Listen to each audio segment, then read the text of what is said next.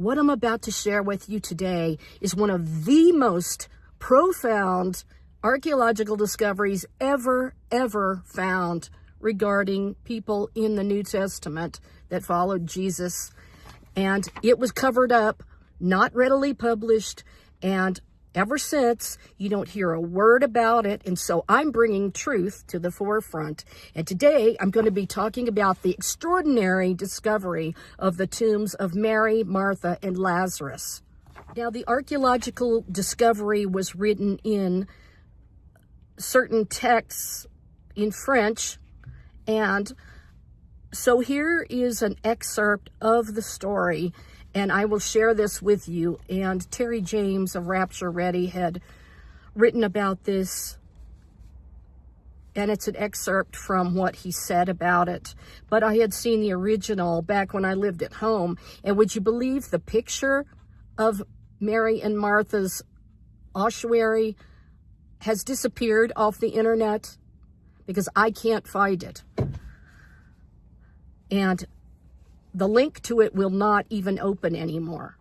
Okay, this is extraordinary, you guys. The discovery of the tombs of Mary, Martha, and Lazarus. Some writers have claimed that there's virtually no archaeological evidence to back up the historical claims of the Gospels. The truth is that tremendous archaeological evidence has been discovered in Israel that proves the accuracy of the New Testament. Over a century ago, a French Christian archaeologist, Charles Clermont-Ganneau, wrote a little-known report dated November 13th, 1873, from Jerusalem to the Palestine Exploration Fund. In this report, he told of his monumental discovery in a sepulchral cave near Bethany of a group of Jewish ossuaries, stone coffins, from the 1st century of the Christian era. To his great surprise, Clermont-Ganneau found that these ancient Jewish stone coffins contained the names of numerous individuals mentioned in the New Testament as members of the Jerusalem church. Despite its importance, this report was not published in the newspapers of the day. As a result, it was virtually lost to history. Several years ago, I purchased a book from a rare book dealer in London, which contained this obscure report by Charles Clermont-Ganneau. And the 1874 report, published by the Palestine Exploration Fund, included his translation of several of these inscriptions, which indicated that he had discovered the tombs of Mary, Martha, and Lazarus, as well as numerous other Christians from the 1st century church. A Christian newspaper from Israel, the Jerusalem Christian Review, has carried several fascinating articles in the last few years about the wonderful archaeological discoveries that confirm the historical accuracy of the gospel account. So why do you think it's being covered up, and by whom, I would ask? In the spring of 1873, Effendi Abu Saud, while constructing his house on the eastern slopes of the Mount of Olives, near the road to ancient Bethany, accidentally discovered a cave that provided to be an ancient burial catacomb. And inside, he found 30 ancient stone ossuaries. Professor Charles Clermont-Ganneau examined the ossuaries in this ancient family sepulchral cave carved out of limestone rock. The Jews in the 1st century buried their dead either in the ground or in a tomb.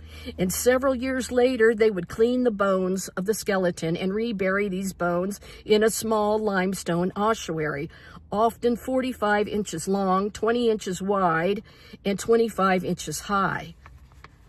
The lids of these ossuaries are triangular, semicircular, or rectangular. Inscriptions containing the name and identification of the deceased were painted or engraved on the sides or on the lids of the ossuaries and were inscribed with crosses or the name Jesus, which would have been Yeshua. proving that these Jewish deceased were Christians. Although he was unable to take photographs, he did take squeezes with a special cloth of the ornamental surfaces as well as of the inscriptions. Engraved on the sides of 3 of these ossuaries from this cave on the road to Bethany, on the Mount of Olives, were the names of Eleazar, the Hebrew form of the Greek name Lazarus, Martha, and Mary, and these names were followed by the sign of the cross, proving they were Christian. In the Gospel of John, we read the touching story of Messiah raising his friend Lazarus from the dead. Now a certain man was sick, Lazarus of Bethany, the town of Mary and Martha, her sister, in John 11:1. Clermont-Ganneau noticed that this was one of the most important archaeological discoveries ever made concerning the origins of the early New Testament church. He wrote, "This catacomb on the Mount of Olives belonged apparently to one of the earliest families which joined the new religion of Christianity. In this group of sarcophagi, some of which have the Christian symbol and some have not, we are, so to speak, witnessing the actual unfolding of Christianity. Personally, I think that many of the Hebrew-speaking people whose remains are contained in these ossuaries were, indeed, among the first followers of Christ the Messiah. The appearance of Christianity at the very gates of Jerusalem is, in my opinion, extraordinary and unprecedented. Somehow, the new Christian doctrine must have made its way into the Jewish system." So it said the association of the sign of the cross with the name Jesus written in Hebrew alone constitutes a valuable fact. So it said Yeshua on the road to Bethany, you guys, where Jesus walked to his friend's house.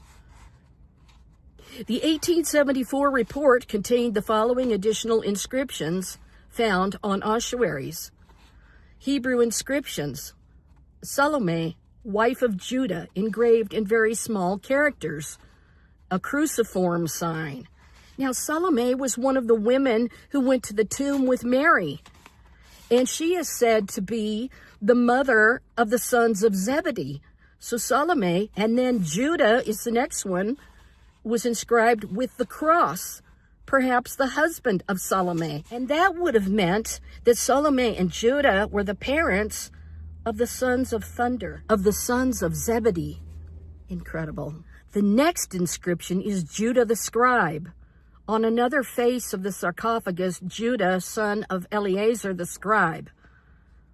Now this one is mind-blowing. Simeon the priest, Cohen. Simeon the priest was the one who was there that circumcised the baby Messiah Jesus and said that he could now die in peace because he had lived to see the day of the coming of the Messiah.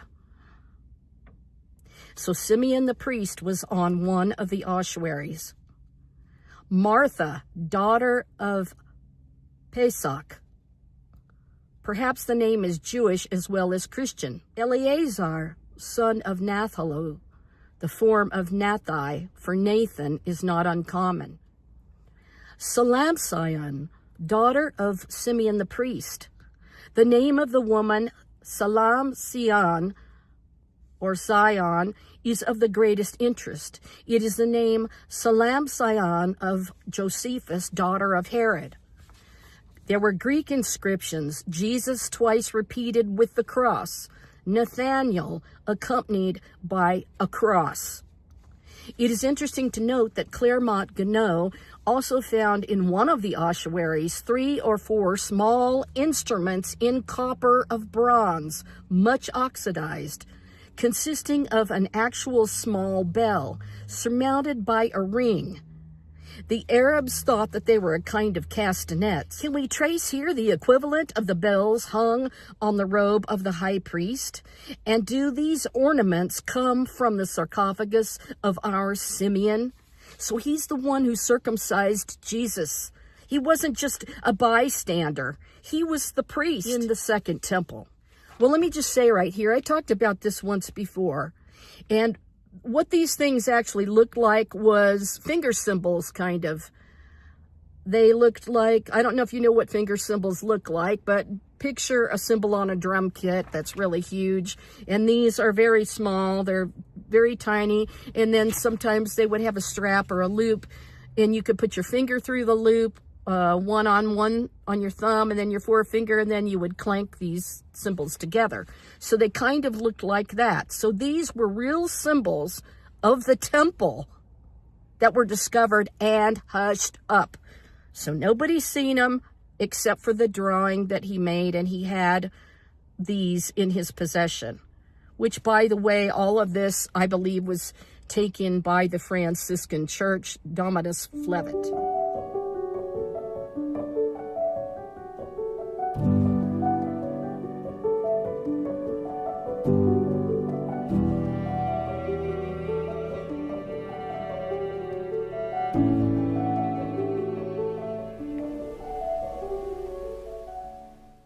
The French archaeologists realized that there is a high degree of probability that these tombs belong to the family of Mary, Martha, and Lazarus, the close friends of Jesus, Yeshua.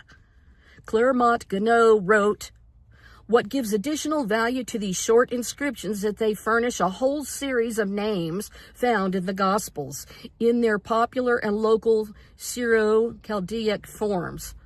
The presence of the names of Jesus or Yeshua and Martha, of which we only knew historically that it was the feminine form of the Aramaic, would alone be sufficient to make this collection important from an exegetic point of view. And by a singular coincidence, which from the first struck me forcefully, these inscriptions found close to the Bethany Road and very near the site of the village contain nearly all the names of the personages in the gospel scenes which belonged to the place: Lazarus, Simon, Martha, and a host of other coincidences occur at the site of all of these most evangelical names."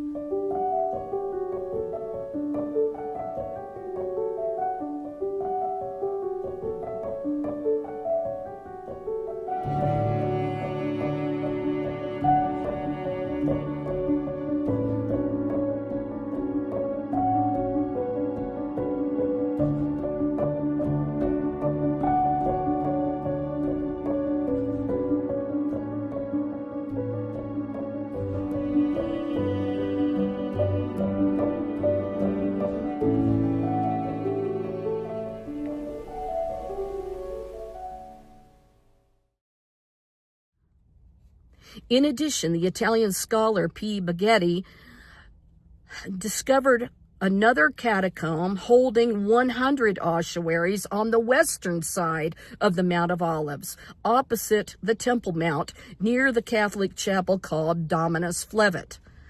Coins minted by Governor Varius Gratus, 16 AD, proved that these tombs were used for burial of Christians before the fall of Jerusalem in 70 AD.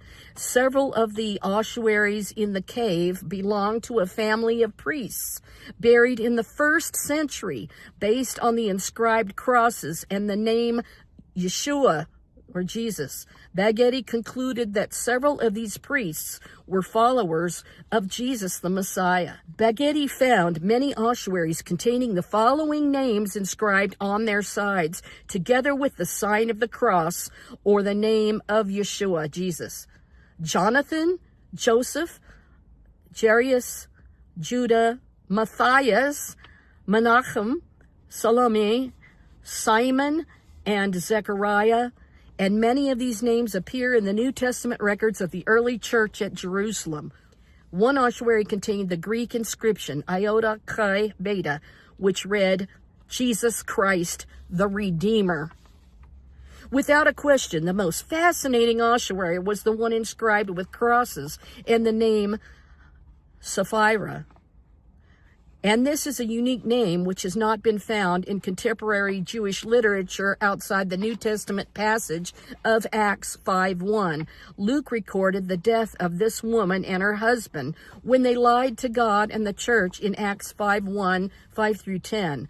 But a certain man named Ananias and Sapphira, his wife, sold a possession, During the fall of 1945, Dr. Elazar Sukenik of Hebrew University investigated another first-century Jewish catacomb at the southern end of the Kidron Valley on the road to Bethlehem. He found several ossuaries with the sign of the cross, Greek inscriptions, a coin minted in AD 41 for King Herod Agrippa I. Now remember, the Apostle Paul stood before Herod Agrippa and gave an account. And Agrippa said, "Are you trying to make me a Christian, Paul?" Proving the tomb was sealed by AD 42, Professor Sukenik concluded that the ossuaries contained almost the whole dictionary of names of the New Testament.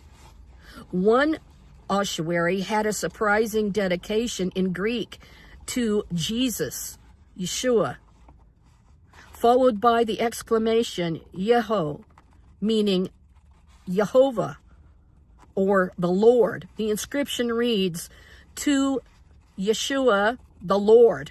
In light of the AD 42 date for the sealing of this tomb, the presence of this dedication to Jesus the Lord, or Yeshua the Lord, attests to the acceptance by Christians of Jesus the Messiah, or Jesus Christ, as God within 10 years of the death and resurrection of Jesus.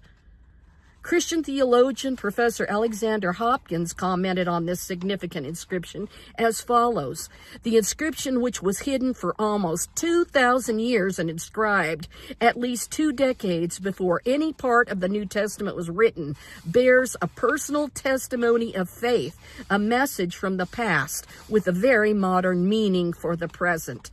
Jesus, Yeshua, the Lord."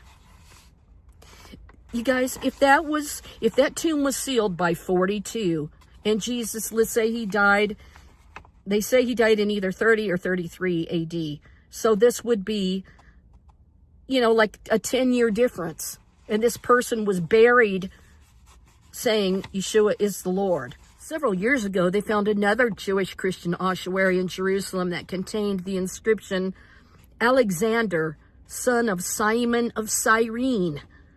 The Gospel of Mark refers to this person as follows: "Now they compelled a certain man, Simon a Cyrenian, the father of Alexander and Rufus, as he was coming out of the country and passing by, to bear Jesus' cross," in Mark 15:21. And you guys, that's not all. The Roman Catholic Church has always said that Simon Peter was buried in Rome. And at the place where they found Mary, Martha, and Lazarus, nearby was found the ossuary of Simon Bar-Jonah, which is Simon Peter. And that's a whole nother story, and I'm saving that for this next time.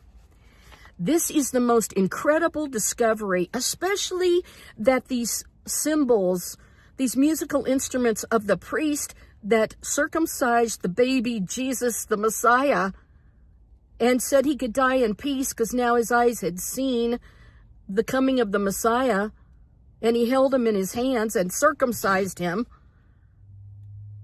He's found, and the instruments that he used in the temple, musical instruments, that is. Cymbals, one of my favorite things, with a drum kit.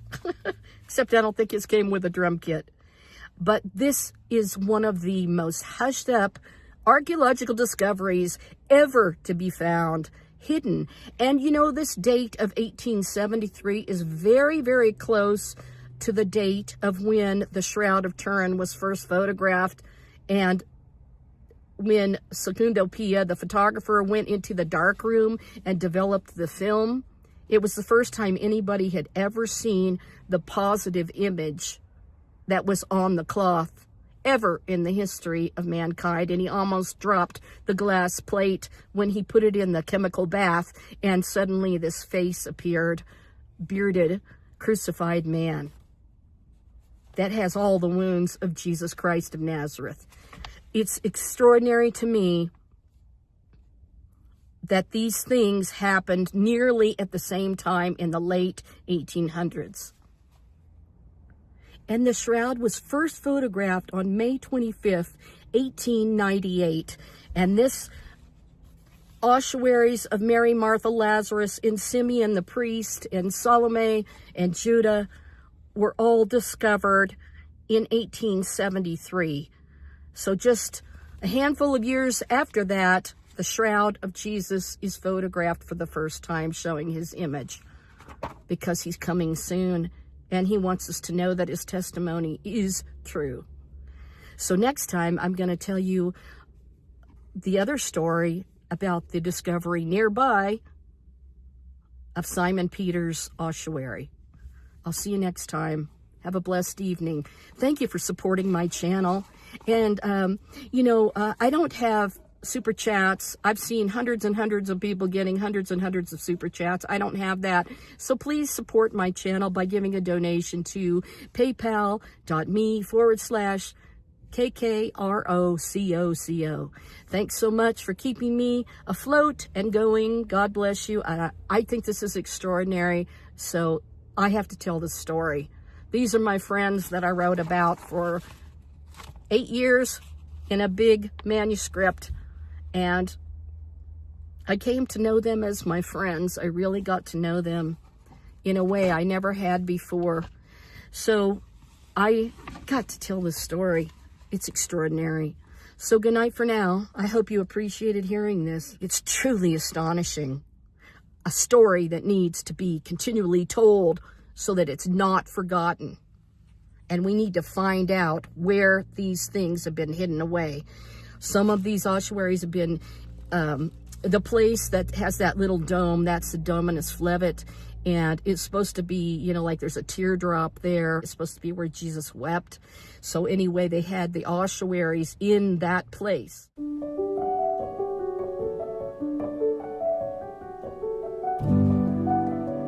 But the picture of Mary and Martha's ossuary in situ, the way it was discovered without it being disturbed. I saw a picture of it back when I was at home, and I probably printed it out. I'm sure I have it somewhere. But now it's disappeared off the internet altogether. I mean, you can click on the link to it, but it won't open. And here it is showing the catacombs, showing, where they dug out the dirt. And here's this ossuary tucked in there. And I think that they said that Mary and Martha were buried in the same bone box, but it had both of their names on the box. So they were sisters.